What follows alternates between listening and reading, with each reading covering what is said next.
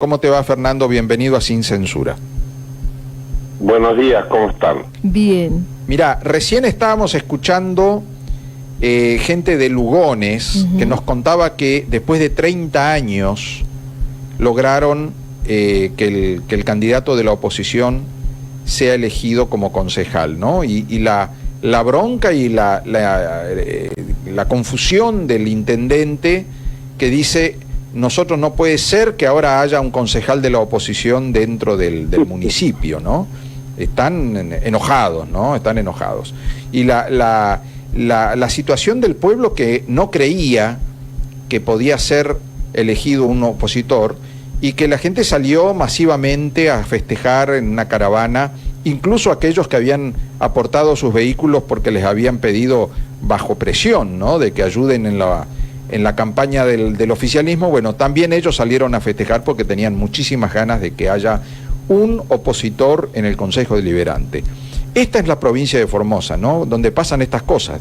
Pueblos que después de 30 años por fin es elegido un concejal opositor. Y esto fue en el marco de la campaña donde vos, Fernando, fuiste candidato a diputado nacional y donde hubo tanta esperanza de que empiece una nueva etapa en Formosa. ¿Empieza esa etapa, Fernando? Sí, no tengo duda que es así, Gabriel. Lo de Lugones es un buen ejemplo. Te aportaría de mi experiencia personal que durante la campaña fui 2 veces a Lugones. Bueno, desoyendo a veces el consejo que algunos me daban, que me decían: no, esos pueblos chicos no vayas, etcétera. Yo sentí que teníamos la obligación de salir a recorrer la provincia de punta a punta, y así lo hicimos en las 2 campañas, ¿no? Tanto en las PASO como en las generales. En las PASO, la verdad es que cuando fui, fue una reunión muy pequeñita, de 3 o 4 personas, con un dirigente radical muy antiguo, y que la verdad que es un ejemplo de fortaleza, porque él fue el que estuvo durante años bancando y sosteniendo las banderas del radicalismo. Y la primera vez que fui, nos reunimos con él, con su señora y con algún otro vecino, y fue una reunión muy pequeña, y ahí ellos nos habían contado todo este desengaño que tenían de la falta de participación y de no haber, y la frustración de tantos años de lucha y estar siempre afuera. Y cuando fui para la general fue lo contrario, porque nos encontramos con un acto con mucha gente, con mucho fervor. De hecho, después salimos a hacer ese día una caravana y ya vislumbramos esta posibilidad de que efectivamente ingresara el concejal, pero la verdad es que parecía casi un sueño por este dato histórico que vos decís.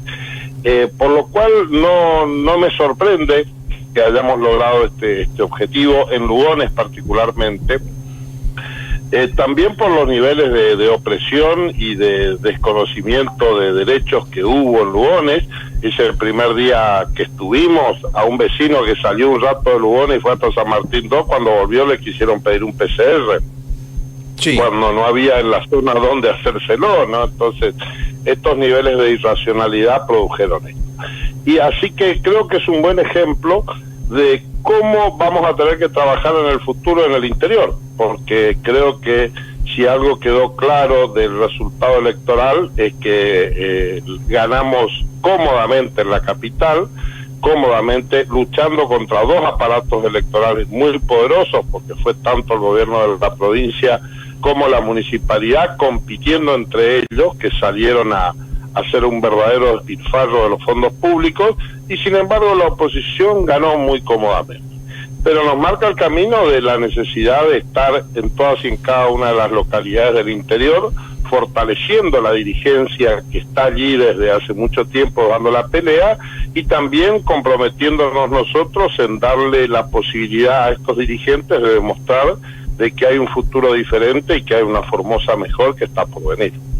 Fernando, cuando uno escucha el discurso del oficialismo diciendo el modelo de Gildo Infran triunfó en toda la provincia, para empezar empiezan con una mentira, porque la boleta de Infran no triunfó en toda la provincia, triunfó en un sector de la provincia, pero en la capital, que es la zona más poblada, donde hay mayor concentración poblacional, esta boleta perdió, claramente perdió, como vos decís, holgadamente perdió. Y entonces no se entiende el discurso del oficialismo cuando dice: triunfó el amor contra el odio, triunfó nuestro líder, qué sé yo. Entonces, a ver, el pueblo de Formosa, evidentemente, de la ciudad capital, repudió este modelo. Y el gobernador y sus dirigentes no se hacen cargo de ese repudio. Porque a la vez que que la oposición dice: perdimos en el interior, pero estamos en recuperación, el oficialismo no acepta, no reconoce que perdió en capital. Es decir, acá hay una actitud antidemocrática que también lo hemos criticado a nivel presidente de la nación. El presidente dice: vamos a festejar este triunfo, cuando en verdad perdió las elecciones. Y acá en capital nadie se hace cargo de la derrota del modelo de Gildo Infran. Sí, no debe sorprendernos esto de Gildo, porque si hay algo que Gildo Infran siempre tuvo fue la capacidad de mimetizarse y de copiar a quien sea presidente. Recordemos que cuando el presidente era Menem, Gildo Infran era un fanático ultraliberal que participó del proceso de privatización del Banco de Formosa, de Aguas de Formosa, de Refsa, o sea, ahí eran ellos ultraliberales. Sí. Luego, cuando vino el kirchnerismo y empezó a tener una misión más progresista, lo sacaron a Borrini de ministro del gobierno porque era funcionario, había sido funcionario de la dictadura, y lo pusieron a González, que supuestamente venía desde los derechos humanos, y ¡pum!, ahora entonces le interesaban los derechos humanos, no conmemoraron más el 5 de octubre, estuvieron callados, boicotearon de manera sistemática la ley de reparación de las víctimas del 5 de octubre. O sea, él copia a quien esté en el poder nacional. Entonces ahora está Fernández, ¿y qué hace Fernández? Niega la derrota. Entonces Gildo Infran hace lo mismo, niega la derrota. Mañana, si viene un presidente extraterrestre, se va a vestir de verde y va a ser extraterrestre, digamos. Esto ha sido lo que ha hecho siempre históricamente. Hoy lo copia Alberto Fernández. Por lo cual este discurso mentiroso a mí no me sorprende para nada. Es lo que está haciendo Fernández, es lo que hace Gildo Infran. Que también ambos están haciendo ajuste escondido de las finanzas, que ahora han tomado como víctima a los médicos, pero que ya tiene como víctimas precedentes a los empleados públicos, porque hay que entender que la crisis del IASEP tiene que ver con haber también pulverizado el salario de los empleados públicos. Pero esto es el modelo formoseño. Es un modelo de empleo público de baja calidad, con salarios muy bajos, con empleados públicos empobrecidos y ahora sin obra social. Y si le sumamos a eso que realmente tenemos una planta de personal envejecida, porque el gobierno prefiere no tomar ya empleados públicos y ya directamente tener a todos monotributistas, con un maquillaje, digamos, de que tienen, digamos, personal que no son empleados en situación de dependencia, sino monotributistas, como ocurre, por ejemplo, en el Hospital de Alta Complejidad. Así es, donde inicialmente le dieron salarios un poquito mejores, desconociendo la carrera sanitaria, y entonces esto también significó reducir, digamos, los aportes al IASEP. Este es el modelo, pero volviendo al principio, hay que entender el proceso político que estamos viviendo, que es la finalización del régimen de Gildo Infran. Yo esto no tengo ninguna duda, y creo que ellos también lo saben. La derrota en la capital fue el indicio de esto, y algunos datos como el que señalábamos de Lugones demuestra de que si la oposición hacemos las cosas bien en el interior, también vamos a lograr en el año 23 que este triunfo se extienda al interior de la provincia, y esto va a significar la caída del régimen a través de las urnas. Fernando, ¿a vos te preocupa o te sorprende o de alguna manera es un inconveniente en tu concepto, en tu perspectiva, de que Gabriela Neme, Adrián Bogado y otra diputada integren un bloque aparte del bloque del Frente Amplio, es decir, el bloque Flor Eleuterio Bogado, ¿no? ¿Esto se conversó previamente? Porque hay gente que de pronto quedó un poco confundida porque hay dos bloques opositores en la legislatura. No, a mí esto no me preocupa, no se conversó, yo por lo menos nunca conversé esta cuestión ni con Gabriela Neme ni con Adrián Bogado, pero tampoco me parece que esto sea grave. A ver, hay que aclararle esto a la ciudadanía. En este momento, por ejemplo, en el Congreso de la Nación, el bloque opositor está dividido en tres también. Está el bloque de la Unión Cívica Radical, que yo voy a integrar como diputado nacional, está el bloque de diputados del PRO y está el bloque de diputados de la coalición cívica. Cada partido, cada agrupamiento tiene su bloque y luego existe un interbloque que es donde se coordinan las acciones opositoras. Yo no veo por qué tiene que ser diferente en la provincia de Formosa, por lo cual no creo que esta decisión de Gaby y Adrián cambie el panorama político. Me parece que hablar de que se ha quebrado el frente opositor me parece que es de una enorme superficialidad. Sí, claro, hay que ver después lo que va a determinar si la oposición está unida o no, es cómo se vota. Si el frente opositor, frente a proyectos que son cuestiones de trascendencia y que tiene que ver con las banderas conjuntas que hemos levantado, sigue votando unido, esto va a ser la demostración de que el bloque opositor con su propia dinámica está unido. Es decir, en la campaña nosotros dijimos claramente que habíamos hecho un acuerdo electoral, que estábamos juntos porque compartíamos algunas cuestiones, pero también hemos destacado nuestras diferencias. También hemos dicho que las diferencias en un sistema democrático no son un problema, sino que son una virtud y son la esencia en la medida en que uno lo discuta y esté de acuerdo en las cuestiones importantes.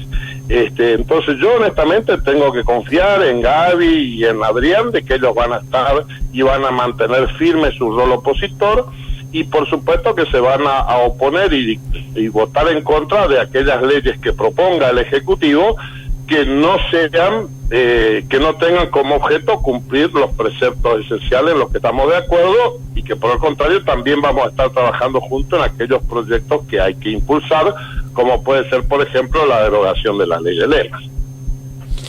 El otro día hicimos un reportaje aquí en este programa y Gabriela Neme decía que en el interior el problema es que la gente tiene menos libertad que en la capital. Y cuando hablamos de menos libertad, tengo presente lo que nos dijo el dirigente de Fortín Lugones, que dice, presionan, por ejemplo, a los aborígenes con que les van a cortar la pensión, o directamente te cortan el suministro de agua potable. Y sin agua potable no tenés libertad, ¿no? Si una familia tiene que elegir entre defender su pensamiento político o tomar agua, hay mucha gente que dice, no, prefiero asegurarme el agua.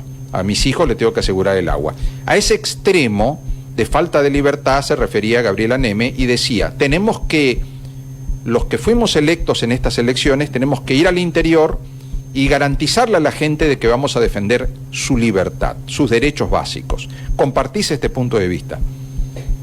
Sí, yo inclusive el otro día dije que hay que salir a liberar el resto del territorio formoseño, que hemos liberado la capital a través del voto popular y ahora hay que salir a liberar el interior de la provincia. No tengo ninguna duda que esa es la tarea que tenemos en los próximos 2 años. Esta mayor restricción de la libertad es cierto, esto es un dato objetivo.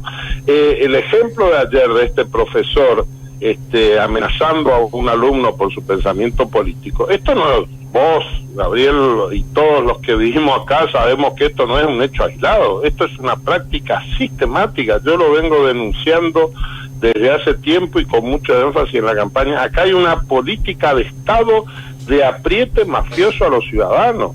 Y esto en el interior, por supuesto, donde las comunidades son más pequeñas, el control ideológico es más cercano. El intendente de forma personal hace este trabajo.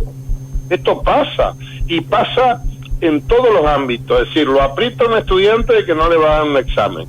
lo aprieta al comerciante de que no le va a pagar o que no le va a dejar de comprar las cosas que puede comprar el municipio. Lo aprieta al productor que le va a cortar la posibilidad de vender sus productos al Paipa.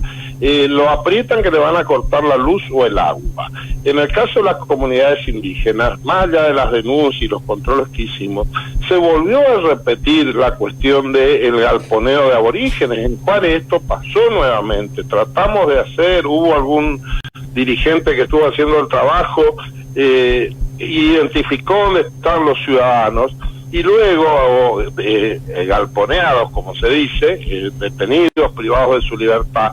Cuando esto se viralizó, ¿qué hicieron? Los trasladaron, los llevaron a un lugar lejos de la ciudad, y este amigo me dijo, mirá, yo tengo miedo ahora de irme a ver en el otro lugar, porque ahí voy a estar muy expuesto, y esto no tengo seguridad física, porque me pueden disparar, me pueden atacar los guardianes de esto. Entonces, esa es la realidad del interior de la provincia, les guste o no les guste a estos personajes que nos gobiernan. Y en consecuencia, sin ninguna duda que el trabajo que tenemos por delante es localidad por localidad, pueblo por pueblo, ciudad por ciudad y paraje por paraje, fortaleciendo a nuestros dirigentes y exponiendo todas estas cosas para darle las posibilidades de que voten en libertad. Ahora, con un sistema, cuando el ciudadano se siente amenazado, cuando el ciudadano ve que sus derechos son restringidos, cuando el ciudadano se da cuenta de que las autoridades abusan de su poder de tal forma que restringen la libertad de la comunidad.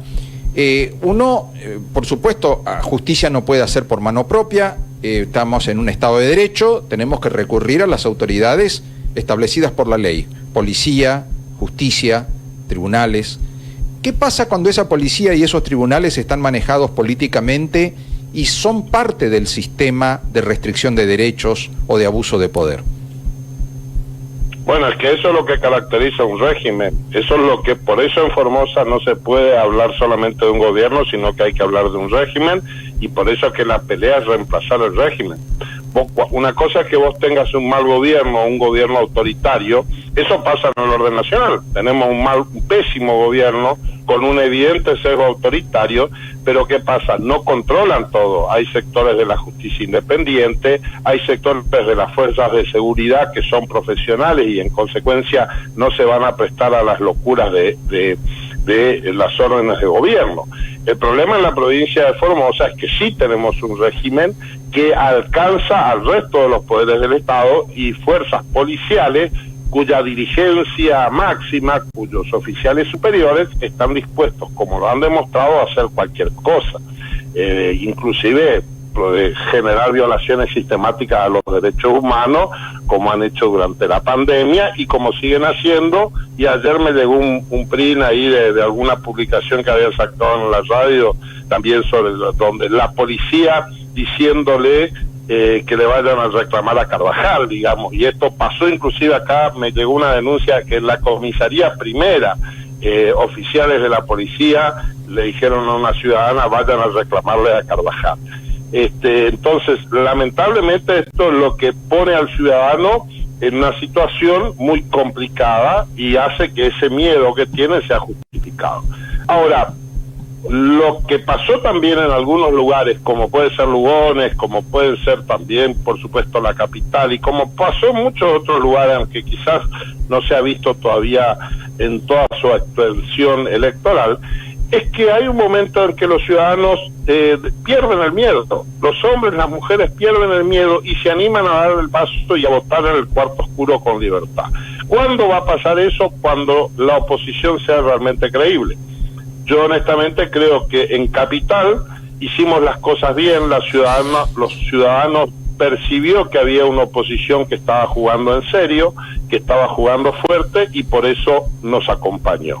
Venció su miedo y nos acompañó. En el interior evidentemente no hemos logrado ese mismo resultado y por eso coincido con lo que decía Gaby, que es el momento ahora de salir a dar esa pelea también en el interior para lograr el mismo resultado. Que la sociedad venza su miedo. Por supuesto que las amenazas y las presiones van a seguir existiendo, porque esto es un régimen que va a hacer todo lo posible para evitar ser derrotado. Pero digo y creo en esto con profunda convicción, que cuando un pueblo se decida cambiar, nada lo detiene, ni el miedo, ni nada. Y creo que el pueblo formoseño está en ese tránsito de superar el miedo que le causa el régimen y está dispuesto a luchar por el futuro. ¿Por qué? Porque hoy lo que la gente, los ciudadanos ven, es que sus hijos no tienen futuro. Y esto es una realidad. Si sigue gobernando Gilden Frand, no hay futuro en Formosa. Lo que ofrecen es más de lo mismo, es desempleo, es trabajo precario, son salarios municipales de 10 o 12 mil pesos, son salarios estatales que están por abajo de la línea de pobreza. Y los padres no quieren eso para los hijos y los jóvenes no quieren eso para ellos. Y la verdad es que no ofrecen otra cosa. Nosotros sí, nosotros ofrecemos un futuro de producción y de trabajo, con empleo privado, con buena remuneración, una Formosa donde haya industrias, donde haya la posibilidad de mejorar y de elegir el proyecto de vida. Y esto es lo que le estamos ofreciendo y esto es lo que va a hacer que tanto en el interior como en la capital el ciudadano adquiera la valentía necesaria para dejar el miedo y votar a la oposición. Fernando, se viene el verano y las vacaciones y las fiestas, es una época del año donde hay como un relajamiento de las crispaciones sociales o del debate público. Pero son meses que vienen con mucha... Esto no es un año normal, no es un momento normal, hay una inflación galopante, los precios de los alimentos están por las nubes, impactó fuertemente en los últimos días el aumento de los precios de la carne. ¿Qué actitud va a asumir Fernando Carvajal como diputado nacional, la Unión Cívica Radical, el bloque de la oposición, en este momento tan difícil, en este momento donde la gente va a estar en un fin de año tan complicado? Bueno, vamos a estar solidariamente tratando de dictar las normas legales que sean necesarias para cambiar esta realidad y presionando al gobierno para que tome las decisiones correctas. Este es el rol que tenemos como opositores. Nosotros no, más allá del enorme triunfo que obtuvo la oposición en el orden nacional, que fue muy claro y muy contundente, más allá que el presidente salga a festejar su propia derrota, lo cierto es que acá la oposición tuvo un triunfo. Ahora, no fuimos elegidos para gobernar, es el gobierno, es Alberto Fernández en el orden nacional el que tiene que seguir gobernando y tiene que proponer aquellas medidas que permitan solucionar los gravísimos problemas que tiene la sociedad, que hoy pasan fundamentalmente por comer, porque a este extremo hemos llegado, ¿no? En estos últimos días los aumentos de precio han sido verdaderamente demoledores para la canasta familiar y se ve un gobierno atontado y que no se ve capaz de tomar las medidas que hay que tomar, pero va a estar la oposición marcándole el camino, colaborando si hay que colaborar para tomar medidas que sean en beneficio de los ciudadanos. Sí, en este momento no sería desacertado pensar en aflojar la enorme presión tributaria para empezar a poner en marcha la economía, pero bueno, ese tipo de medidas que el gobierno pueda proponer que tiendan a mejorar la situación, la vamos a estar acompañando, pero vamos a estar también poniendo freno si se persisten los caminos erróneos, que parece ser la intención del gobierno. Bueno, esto se ha visto con las restricciones cada vez mayores en las ventas de la carne, ¿no? Que todo el sector productivo dice, si quieren que ingresen dólares, si quieren que se agilice la economía en el interior, incluso en el interior de Formosa, necesitamos que se permita la libre venta de carne al exterior. Estamos perdiendo uno de los grandes productos argentinos en el mercado internacional. Sí, sí, que la habíamos perdido, que costó mucho trabajo recuperar esos mercados y que cuando lo estamos recuperando aparecen las medidas inconsultas, irrazonables que adoptó este gobierno, poniendo límites a estas cuestiones. Entonces, esto es un ejemplo de muchos otros de la mala gestión y de la mala praxis del gobierno en las decisiones que adopta, que un tiempo después, por supuesto, se ven las consecuencias. Y recordemos, Gabriel, que esas medidas se adoptaron ¿con qué finalidad? Bajar el precio de la carne. ¿Bajó el precio de la carne? No, se fue a las nubes, ¿sí? Entonces, está claro de que siguen equivocándose en el diagnóstico y siguen equivocándose, obviamente, en el remedio. Este es el problema cuando vos tenés un gobierno que niega la realidad. Vos lo decías al principio, un gobierno que niega, que sacó el 30% de los votos, o sea que el 70% de la ciudadanía le dijo, che, está mal lo que está haciendo. Lo que tiene que hacer es tomar nota de esto y cambiar el rumbo. En vez de hacer eso, quieren convertir el 30 en un triunfo para persistir en el rumbo equivocado, que fue lo que los llevó a ese 30%. Entonces, este alejamiento de la realidad es lo que torna difícil sentarse a dialogar con un presidente que tiene estas características.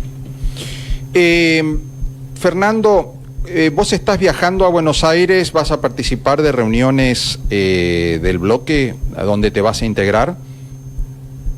Sí, claro. Yo estoy viajando el lunes, justamente ahí en este momento el juez federal me ha citado para que vaya a la justicia para retirar el acta que hace las veces de proclamación de candidato, que con esto tengo que viajar a Buenos Aires para producir la incorporación a la Cámara desde el punto de vista administrativo. Y bueno, por supuesto que también vamos a conversar ya con el bloque de la UCR, estamos avanzando, estamos proponiendo que el bloque recupere las buenas prácticas también en su manejo, en cuanto a que sea realmente un ámbito de debate y de decisión conjunta, donde discutamos los problemas de la ciudadanía y discutamos las soluciones que tenemos que proponerle al Congreso de la Nación para mejorar o por lo menos morigerar el grave momento que estamos pasando. Tenemos por supuesto que elegir todas las autoridades, tanto del bloque como las distintas presidencias de las comisiones, etcétera.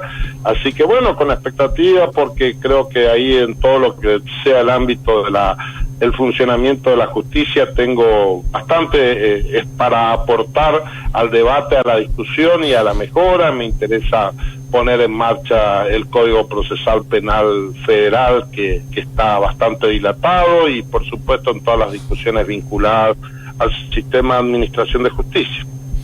Fernando, vamos a seguir de cerca todo esto, vamos a ver en qué comisiones quedás finalmente y cuál va a ser tu rol en el Congreso de la Nación, y luego los planes que tengas para empezar a recorrer nuevamente el interior para este trabajo de apoyo, digamos, que mencionaste, un trabajo permanente de conexión con la gente de las distintas localidades. Como vos dijiste, cada paraje, cada pueblo, cada ciudad va a tener tu presencia.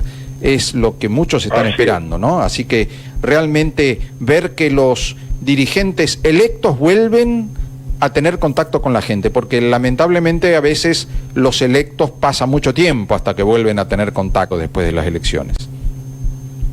Sí, no va a ser el caso. Es más, antes del fin de año estamos queriendo y vamos a generar algún encuentro, vamos a juntarnos en algún lugar, probablemente sea aquí en la capital, porque finalmente en términos prácticos termina siendo el modo más sencillo de juntarnos, porque queremos empezar a constituir, como dijimos en la campaña electoral, los equipos de trabajo. Este es el paso inmediato que tenemos que dar.